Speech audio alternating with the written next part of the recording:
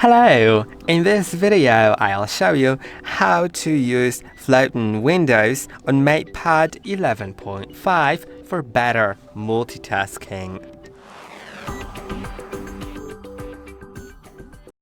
To begin, you will need to slide up and hold to go to Recents, then click on this little button in top right corner of the window that you wish to put in floating window mode, and now you can see I have that little floating window. Now I can simply move it around if I want. I can resize it to whatever size I wish. I can still use what's underneath, and I can still use what's on the floating window. So I think that's a really good feature if you want to increase your productivity.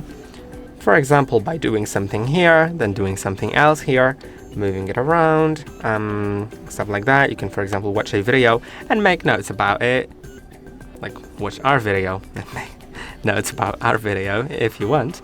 And yeah, I'm gonna move it here, and then let's start writing something down once I'm doing something else here.